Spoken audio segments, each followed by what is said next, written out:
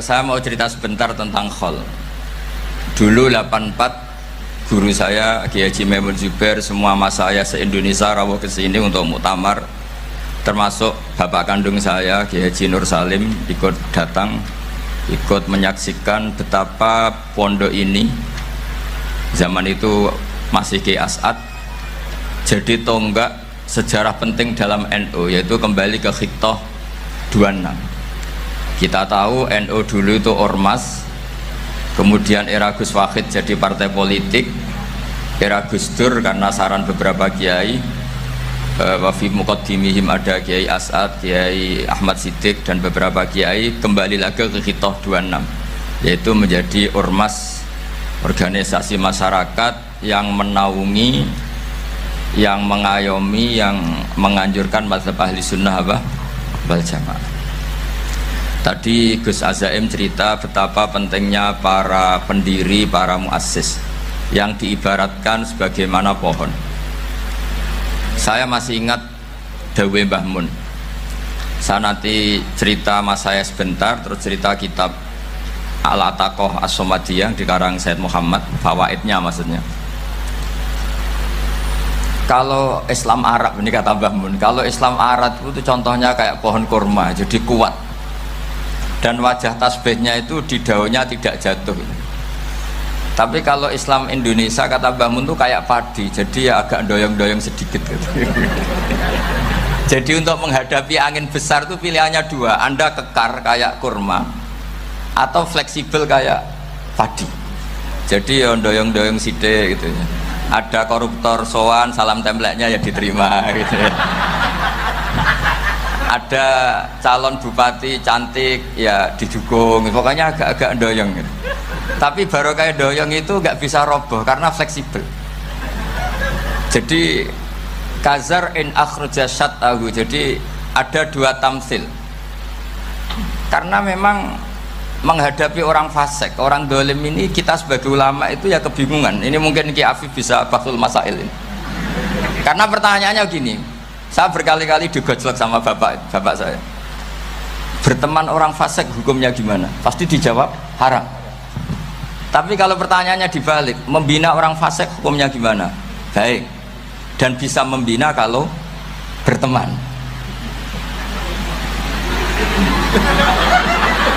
Makanya Gus Azaim pernah bikin seni deh, muktamar seni. Anggap saja madhabnya seperti itu gitu. Jadi ya agak doyong-doyong sedikit. Masa ketop berteman orang yang macam-macam, tapi itu fleksibel. Nyatanya tetap soleh sampai sekarang gitu. Itu berarti itu ya gitu kata Mbah Mun itu. Jadi untuk menahan angin yang besar pilihannya hanya dua. Anda kokoh kayak pohon kurma atau fleksibel kayak padi. Nah, Islam Indonesia kata Mbah Mun itu pari wae katanya, padi.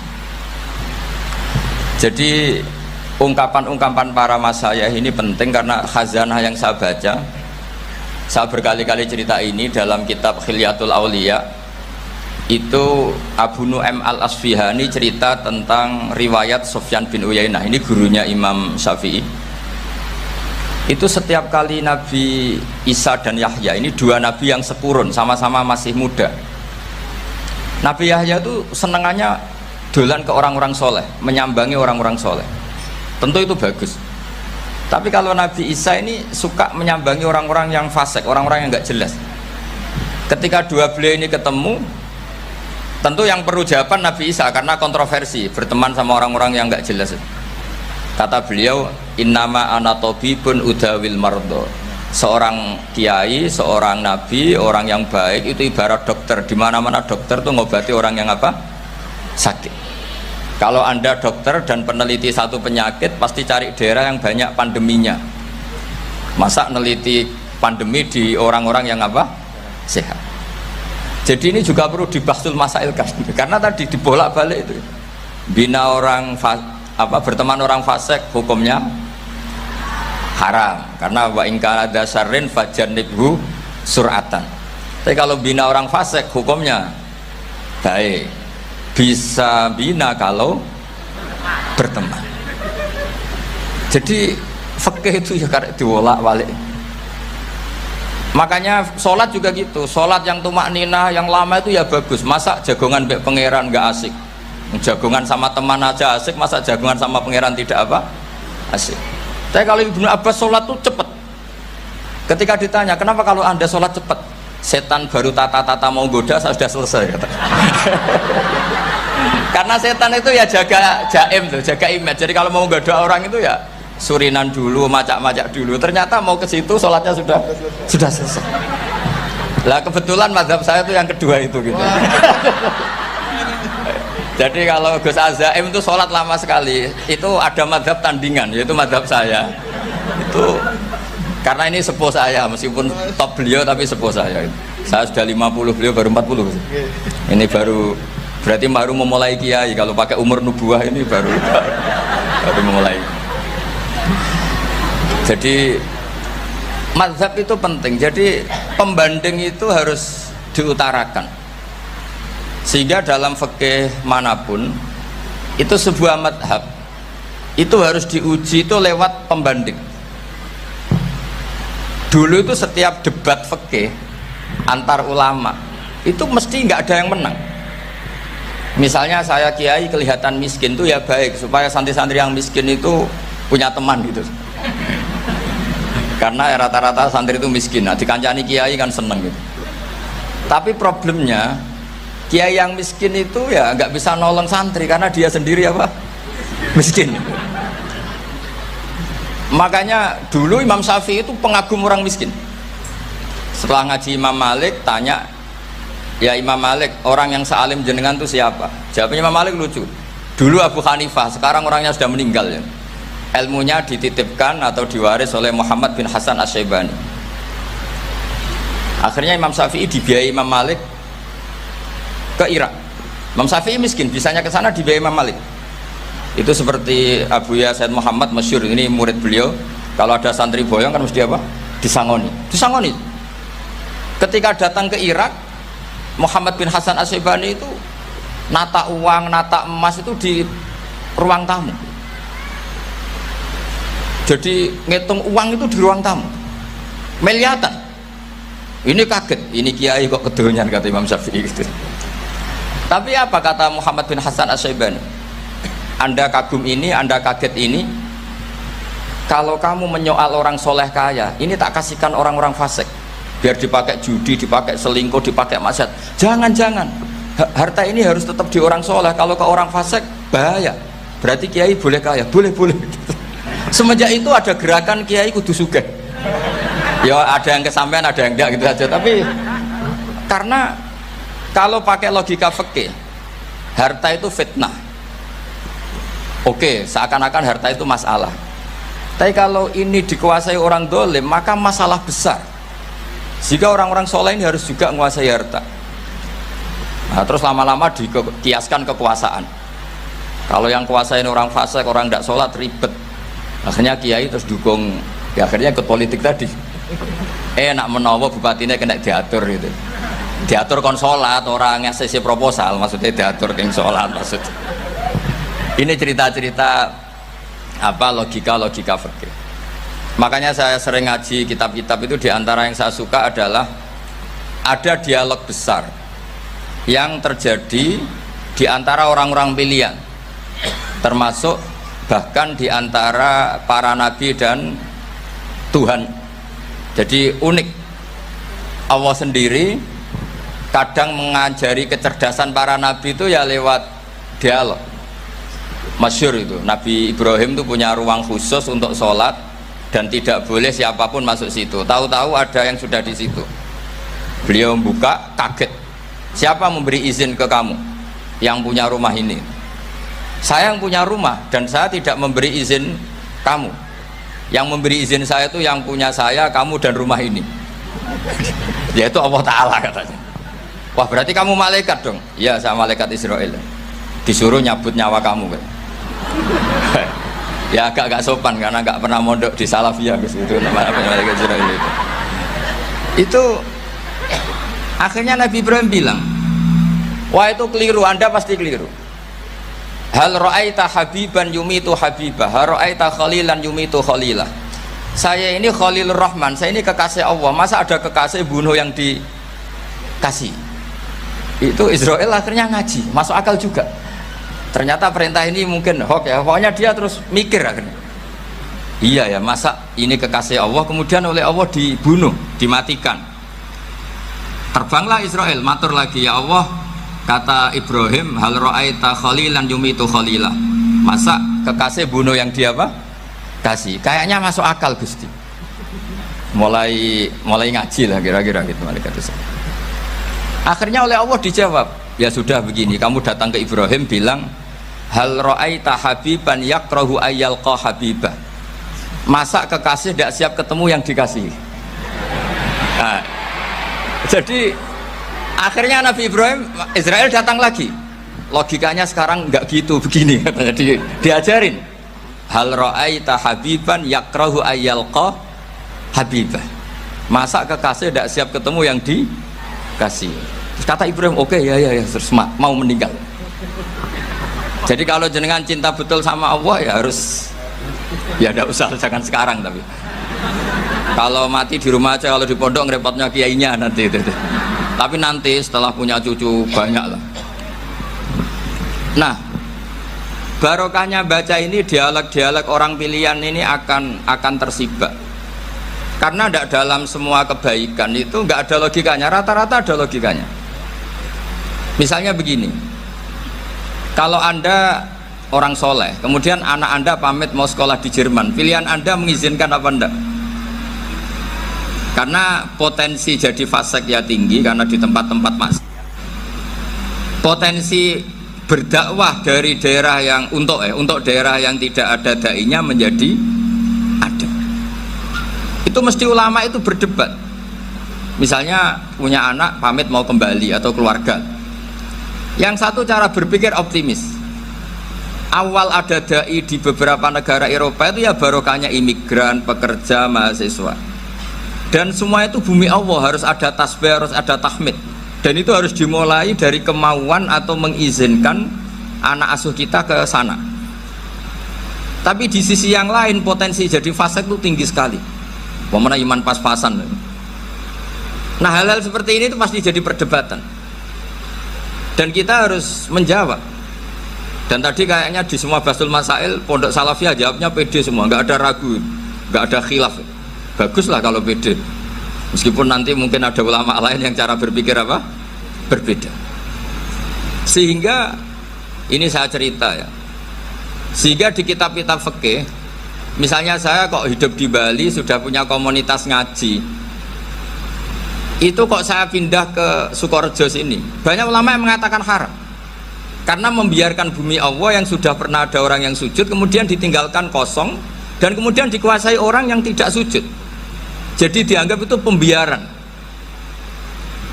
Jadi banyak di kitab Qalyubi, sarahnya Mahalli, jika ada seorang muslim yang hidup di negara orang kafir, dia nyaman, tidak dapat teror, itu nggak boleh lagi pindah ke negara Islam yang sehat. Karena takutnya li Allah yastau lial kafir tilkal buk'ah, supaya bumi itu tidak dikuasai orang kafir. Jadi ini hal-hal yang para fuqaha itu harus berdebat. Karena ini masalah-masalah furu'iyah. Sehingga mulai dulu ya banyak ulama yang nyun sewu berpolitik, mulai Wali Songo sampai sekarang alhamdulillah yang minat banyak. Mungkin bedanya ikhlas sama tidaknya. Tapi kalau saya pernah dikeluhin utusan dari ya komunitas Islam Indonesia itu dulu itu ceritanya banyak yang dari Kamboja. Dari kalau dulu orang cerita itu orang Cempa. Itu setelah di Indonesia besar Wali Songo dan Brawijaya 5 itu sudah mulai oleng, itu singkat cerita mereka berpikir ingin bikin kerajaan apa? Islam di Demak Mintoro dengan raja pertama yaitu Raden Fatah, karena Raden Fatah ini putra Brawijaya. Padahal setelah jadi kerajaan ini era cucu sudah konflik, berebut kekuasaan. Akhirnya sampai jadi Jipang, jadi Jogja, jadi Solo dan seterusnya. Tapi kata Mbah Mun itu tetap barokah kata. Karena orang Islam terus terbiasa mimpin. Sekeliru-keliru sidik, sebagai orang Islam biasa mimpin. Sehingga zaman Mbah Hashim ya sudah mimpin Masumi, zaman Ki As'ad pengaruhnya besar, sampai sekarang Kiai-Kiai pengaruhnya besar. Nah barokahnya Kiai-Kiai pengaruh besar ini sampai moral jadi ukuran. Misalnya sekarang ada calon bupati kok nggak sholat itu pasti kalah. Jadi sholat itu jadi tolok ukur untuk calon apa? Bupati. Meskipun mungkin punya efek pura-pura sholat, tapi nggak apa-apa lah. Sementing moral ini jadi ukuran. Sementara yang di Thailand, di Patani, itu karena dulu pelajarannya tasawuf, itu orang nggak ambisi mimpin dunia. Tahu-tahu dipimpin. Dan akhirnya nyuwun sewu ya saake Islam-Islam yang dulu terlalu tasawuf karena nggak punya pengalaman memimpin. Akhirnya lazimnya konsekuensinya hanya dipimpin. Tapi Islam Indonesia beda. Karena kulino mimpin itu akhirnya dari orang Islam biasa menjadi Islam yang sholat sampai Islam yang bisa ngaji itu bisa mimpin negara. Tentu yang paling populer dimulai Gus Dur. Jadi ini sesuatu yang barokahnya istihad para kiai. Sementing Islam kulino mimpin. Jika di Indonesia itu barokahnya itu kebaikan itu jadi tolok ukur. Ada orang kok terkenal koruptor atau terkenal nyuwun sewu selingkuh atau terkenal apa itu pasti tidak jadi karena moral itu menjadi tolok ukur dan itu adalah politik para kiai. Jadi ini saya cerita dan itu negara juga akhirnya untung karena seleksi agama sama negara itu sama-sama kiai ya bilang negara harus dipimpin orang soleh, negara juga bilang seperti itu. Nah ketokohan-ketokohan para beliau-beliau ini yang maulah bekerja sama dengan Umarok. Kita tahu dulu Pak Harto ya rawuh ke sini ketika Muktamar 84, rawuh ke Ki As'ad, ketika mau kembali ke Khittah juga dirembuk oleh ulama dan Umarok. Dan akhirnya ini menjadi negara yang alhamdulillah semoga selalu menuju baldatun thayyibatu wa rabbun ghafur. Nah, kemudian di sini saya tabarruk dengan Said Muhammad, gurunya Kiai Haji Azaim. Saya mau cerita tentang amaliyah tadi. Saya sebetulnya nggak niat bacakan bab itu gara-gara ada khataman jumlahnya banyak saya jadi pusing. Ini panitianya tanya khatam betul apa enggak? Iya Gus, khatam betul. Tapi kayaknya saya tidak yakin itu. Karena saya ini kan dari pondok tahfidz itu. Biasanya anak khataman itu ya rodok bodoni itu. Dibaca buanter sing nyemak yang mendelok pojok etok. Mergo kebanteran. Nah, akhirnya lafat-lafat yang di tengah itu enggak di apa? Baca. Tapi ya semoga dimaafkan Allah lah. Yang jelas itu enggak. Tapi saya mau cerita ya. Jadi cara berpikir Said Muhammad ini nanti juga saya teruskan di Ma'had Ali. Ini saya baca ya. Di antara yang diyakini madhab Malikiyah, ini saya baca saja teksnya. Jadi ada riwayat namanya, kalau Said Muhammad bahasakan itu Ataqoh Somadiyah. Kalau di Indonesia kadang orang bilang Al-Ataqoh Al-Kubro, yaitu dengan membaca surat Ikhlas. Di sini jumlahnya hanya 100 kali, kila 1000 kali. Tadi berapa semua? 700 juta ini sudah susuk banyak ini. Di sini hanya 40, riwayat lagi 100, 1000. Terus sampean tadi berapa? 800 juta. Wah ini sudah susuk ini. Itu anak cucu sampean pasti masuk surga itu kalau bisa. Ini saya baca, ini kitabnya Said Muhammad ini. Suratul Ikhlasi wal Itqu minan nar. Akhrajat Tabraniyu fil Kabir an Fairuz ad-Dailami wa Ibnu Uftin Najasi. Waqad khadaman Nabiyya sallallahu alaihi wasallam. Orang ini jadi khadimnya Nabi. Qala Rasulullah sallallahu alaihi wasallam, "Man qara'a qul huwallahu ahad mi'ata marratin fi shalat ghairiha katabawahu lahu bara'atan minan nar." Ini hanya berapa ini? Mi'ata marrah. Berarti kalau satu orang itu cukup 100. Tadi sudah untuk 7 turunan tadi untuk orang berapa? 800 juta. Ya, untuk 7 turunan cukup. Untuk 7 turunan. Nah, sudah susuk ini, sudah susuk ini. Aduh, ribet ini. Nah, ini tak cari pembenarannya ini supaya keren.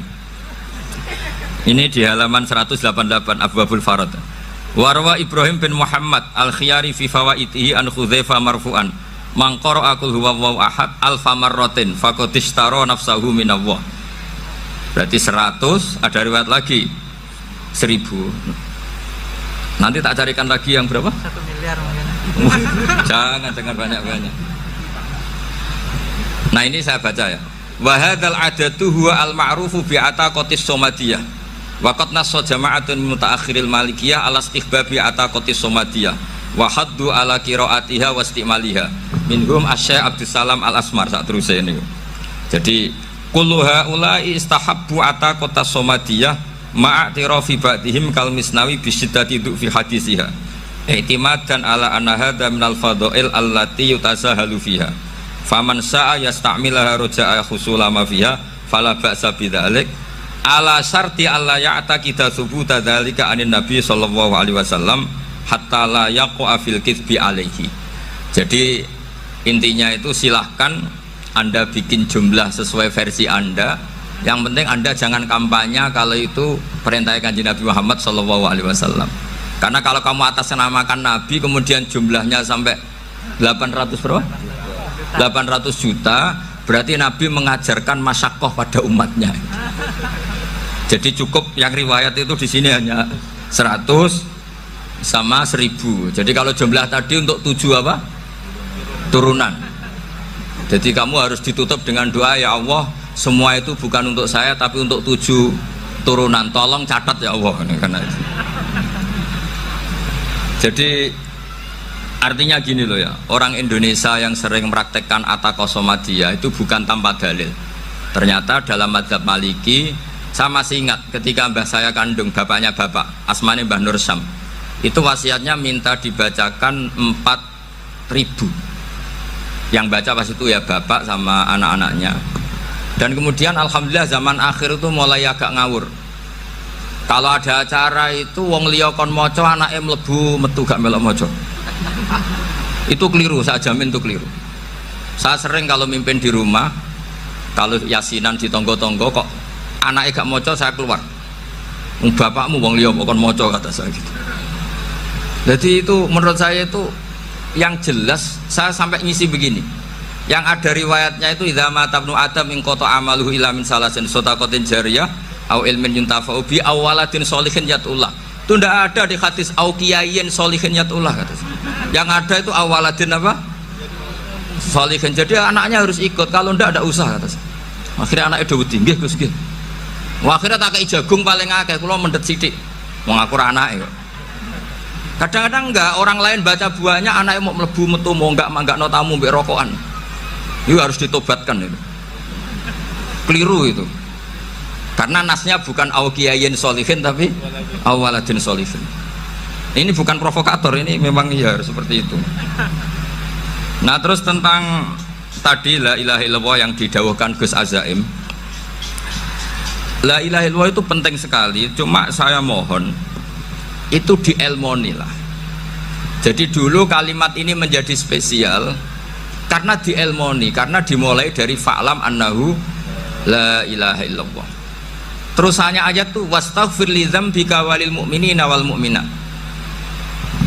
Saya ulang lagi ya. Terusannya ayat tuh wastaghfir li dzambika walil mu'minina wal mu'minat.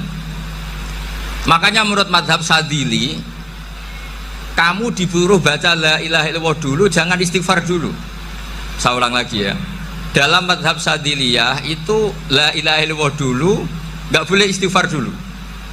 Alasannya masuk akal. Orang yang kafir 70 tahun itu sekali baca la ilaha illallah itu langsung yughfar lahu ma qad salaf. Sehingga la ilaha illallah sendiri sudah punya kekuatan supaya dosa kita diampuni. Qul lil ladzina kafaru iyantahu yughfar lahum ma qad salaf. Cara menghentikan kekafiran gimana? Dia melafadzkan la ilaha illallah. Ini kalimat yang begitu saktinya sampai orang yang kafir puluhan tahun itu dosanya semuanya terhapus hanya karena melafadzkan la ilaha illallah. Nah, makanya kata Abdul Hasan Asadili wastaghfir li dzambika ay biadil kalimat. Seseorang sah di istighfar itu kalau melafadzkan la ilaha illallah. Misalnya ada orang kafir mati kafir, sah nggak anak cucunya mengistighfari dia? Tidak sah karena belum melafadzkan la ilaha illallah. Makanya kata Abdul Hasan Asadili wastaghfir li dzambika ay bihadil kalimah. Sehingga lafadz ini spesial betul. Tapi kadang-kadang beberapa mursyid cara berpikir lain. Ini kalimah thayyibah harus dibaca orang suci, sehingga mendahulukan apa? istighfar untuk supaya pas ngelafatkan kalimat thayyibah sudah dalam keadaan apa? Suci. Itu juga masuk akal.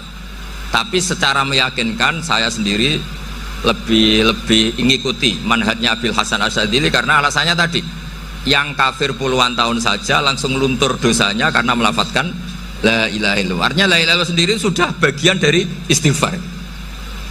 Nah, ya tadi buktinya fa'lam annahu la ilaha illallah terus wastaghfir lidzambika walil mu'minin. Jadi orang sah diistighfari itu setelah dipastikan sah tauhidnya.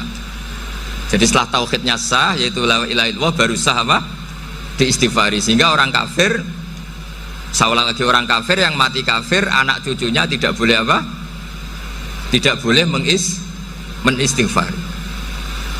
Terus saran saya kedua, la ilaha illallah itu filosofinya itu nafyun li uluhiyati ghairillah wa isbatun li uluhiyatillah wahdah.